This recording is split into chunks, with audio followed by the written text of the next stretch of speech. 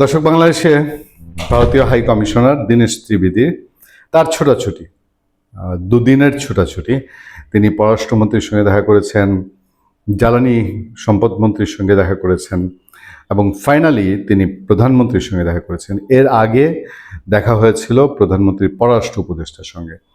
আমরা গতকাল থেকে বলছি যে দীনেশ ত্রিবেদীর ছোটাছুটি এবার বেশি। একদিকে মার্কিন অ্যাম্বাসেডর ক্রিস্টেনসেন, তার ছোটাছুটিও বেশি, দীনেশ ত্রিবেদীর ছোটাছুটিও বেশি। মাঝখানে এসে গেলেন আবার সার্জিও গোর।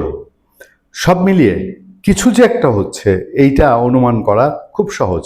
মানে এখন যদি কেউ বলে যে কিছু হচ্ছে না, এগুলো সব রুটিন ওয়ার্ক, তাহলে আমার পক্ষে এটা মেনে নেওয়া খুব সহজ না। আমি এটা সহজে মেনে নিতে চাই না যে কিছুই হচ্ছে না। কারণ কিছু কি হচ্ছে, কিছু কি গণেশ উল্টে দিচ্ছে, ব্যাপারটা অতটা তা না।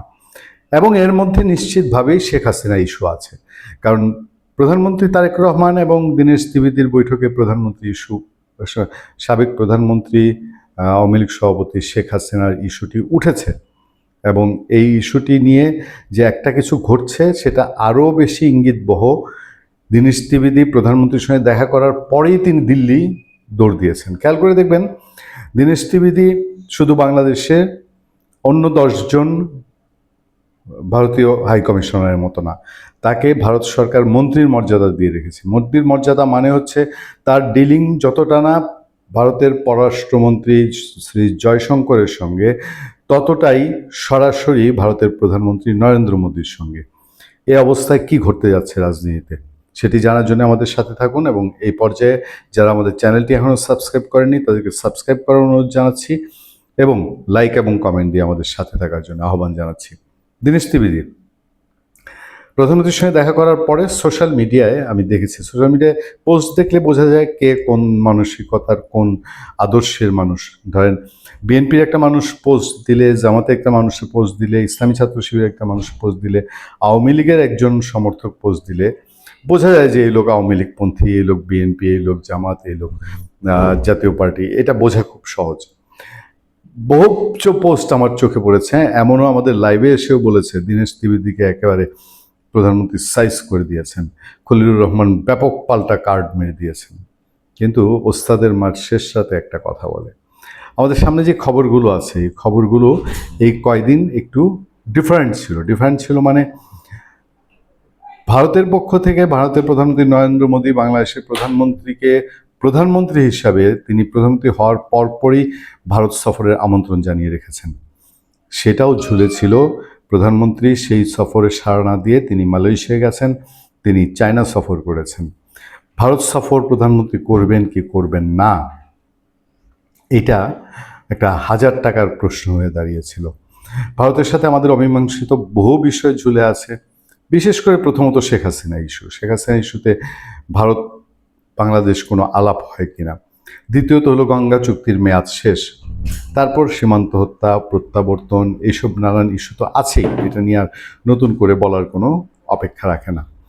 এর মধ্যে দিয়ে ভারত প্রধানমন্ত্রী যাবেন কি যাবেন না, একটা অংশ খুব সাংঘাতিকভাবে চায় যে প্রধানমন্ত্রী যেন ভারত সফরে না যান। আবার যারা দেশের কূটনীতি নিয়ে কাজ করে, যারা আন্তর্জাতিক পরিমণ্ডলে বাংলাদেশের মানমর্যাদা নিয়ে চিন্তা করে, তারা চাচ্ছিলেন যে প্রধানমন্ত্রী ভারত সফরে যান।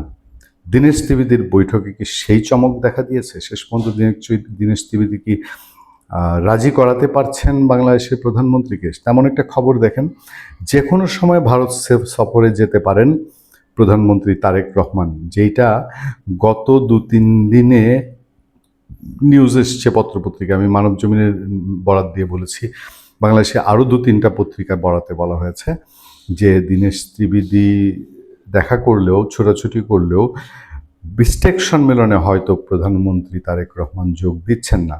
সেই সময় খবর যে কোনো সময় ভারত সফরে যেতে পারেন প্রধানমন্ত্রীর তথ্য ও সম্প্রচার বিষয়ক উপদেষ্টা জাহিদুর রহমান বলেছেন প্রধানমন্ত্রী তারেক রহমান যে কোনো সময় ভারত সফরে যেতে পারেন। মঙ্গলবার দুপুরে সচিবালয়ে সরকারের বিভিন্ন কার্যক্রমের অগ্রগতি নিয়ে আয়োজিত প্রেস ব্রিফিংয়ে তিনি এ কথা বলেন। তথ্য উপদেষ্টা বলেন, বিমস্টেক সভাপতি হিসেবে বাংলাদেশের প্রধানমন্ত্রীকে আমন্ত্রণ জানিয়েছে ভারতের পক্ষ থেকে আলাদাভাবে আমন্ত্রণ জানানো হয়েছে, আর প্রধানমন্ত্রী যে কোনো সময় ভারত সফরে যেতে পারেন। বাংলাদেশ ভারত সম্পর্কে জাহিদুর রহমান বলেন, বন্ধু পাল্টানো যায় কিন্তু প্রতিবেশী পাল্টানো যায় না। জাহিদুর রহমানের কথায় নতুন ধাঁচ, নতুন চমক। এই জাহিদুর রহমান ভারতকে চাছাচোলা করেছেন তার ব্যক্তিগত ইউটিউব চ্যানেলে, এবং ভারতকে তিনি ছেচর বলেছেন। তো সেই জাহিদুর রহমান আজকে দীনেশ ত্রিবেদী প্রধানমন্ত্রী তারেক রহমান বৈঠকের পর বলছেন ভারত সম্পর্কে বন্ধু পাল্টানো যায় কিন্তু প্রতিবেশী পাল্টানো যায় না। দুই দেশের গোয়েন্দা সংস্থার মধ্যে যোগাযোগ ও কথাবার্তা হতে পারে বলেও জানান তিনি।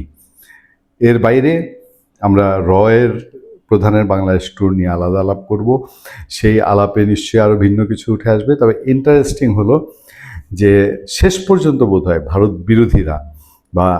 বিরোধীরা সরকারে এবং বিএনপিতেও আছে, সেই অংশ কতটা সফল হবে এইটা দেখার অপেক্ষা। এইটুক সত্য, এই যে জাহিদুর রহমানের মতন মানুষ এসে বলতে বাধ্য হলেন যে বন্ধু বদলানো যায়, প্রতিবেশী বদলানো যায় না, তার মানে শেষ তো হলেও ভারতের কাছ থেকে যে পেঁয়াজ আনা, ডিজেল আনা, কাঁচামরিচ আনা, এই আনা আনির বিষয়টা মেনে নিয়েই ভারতের সাথে শেষ পর্যন্ত দীনেশ ত্রিবেদীর চমক বা জাদু কাজে লাগবে বলেই কি ধারণা করা যায় না? আরও একটা জিনিস খেয়াল করবেন, দেখেন ভারতের পক্ষ থেকে কি বলা হচ্ছে। মানে তাহলে কি এরকম যে প্রধানমন্ত্রী তারেক রহমানের সঙ্গে দীনেশ ত্রিবেদীর বৈঠক হয়েছে, ওখানে কিছু আমাদের এই দাবি, তোমাদের এই দাবি, আমাদেরকে এটা দিতে হবে, তোমাদেরকে ওইটা দিতে হবে, বা তোমরা এটা করলে আমরা এটা করব, এরকম কিছু আলাপ সালাপ হয়েছে কিনা? আর নাহলে দেখেন এর পর দিনই যেদিন প্রধানমন্ত্রীর সঙ্গে দীনেশ ত্রিবেদীর বৈঠক হলো, দীনেশ ত্রিবেদী গেলেন দিল্লিতে, এবং তারপর সেই নিশ্চয়ই দিল্লিতেও তার আলাপ আলোচনার সূত্র ধরেই দিল্লির পররাষ্ট্র মন্ত্রণালয় ব্রিফিং করছে। তারা বলছে যে অভিন্ন জাতীয় স্বার্থ ও আঞ্চলিক সহযোগিতা নিয়ে আলোচনার জন্য বাংলাদেশের প্রধানমন্ত্রীর সঙ্গে একটি কূটনৈতিক বৈঠক এবং আসন্ন এবং আসন্ন 18তম ব্রিক্স শীর্ষ সম্মেলনে অংশগ্রহণের আনুষ্ঠানিক প্রস্তাব দিয়েছে ভারত। মানে বাংলাদেশের প্রধানমন্ত্রীর সঙ্গে ভারত বৈঠক করতে চায়, সে বৈঠকের প্রস্তাব রয়েছে। মঙ্গলবার নয়াদিল্লিতে পররাষ্ট্র মন্ত্রণালয়ের সাপ্তাহিক ব্রিফিংয়ে ভারতের পররাষ্ট্র মন্ত্রণালয়ের মুখপাত্র রণধীর জয়সওয়াল এই কথা বলেন। তিনি জানান, বাংলাদেশের নতুন সরকার দায়িত্ব নেওয়ার পরপরই প্রধানমন্ত্রী তারেক রহমানকে ভারতের দ্বিপক্ষীয় সফরের জন্য আনুষ্ঠানিক আমন্ত্রণ জানানো হয়েছে। পাশাপাশি আঞ্চলিক জোট বিসটেকের বর্তমান সভাপতি হিসাবে তারেক রহমানকে আগামী সেপ্টেম্বরে নয়াদিল্লিতে অনুষ্ঠিতব 18তম ব্রিক্স শীর্ষ সম্মেলনের আউটরিচ সেশনে অংশগ্রহণের জন্য পৃথক আমন্ত্রণ পাঠানো হয়েছে। উচ্চ পর্যায়ের এসব আলোচনার মাধ্যমে দুই দেশের মধ্যে কৌশলগত অংশীদারি আরও জোরদার করতে চায় ভারত। একই সঙ্গে বৈঠক ও আলোচনা অগ্রগতি আন্তর্জাতিক সম্প্রদায়ের কাছে তুলে ধরার লক্ষ্য রয়েছে।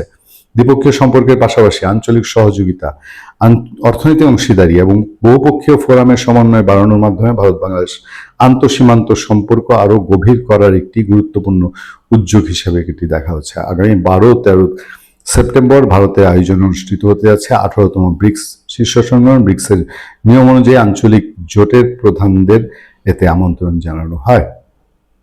ফলে এটা খুব সিগনিফিক্যান্ট যে ভারত ওয়েট করছে বাংলাদেশের প্রধানমন্ত্রীর সাথে দেখা করার জন্যে। ভালো থাকবেন, সুস্থ থাকবেন। আপনার সাথে আমি আতিক রহমান, পূর্ণিয়া।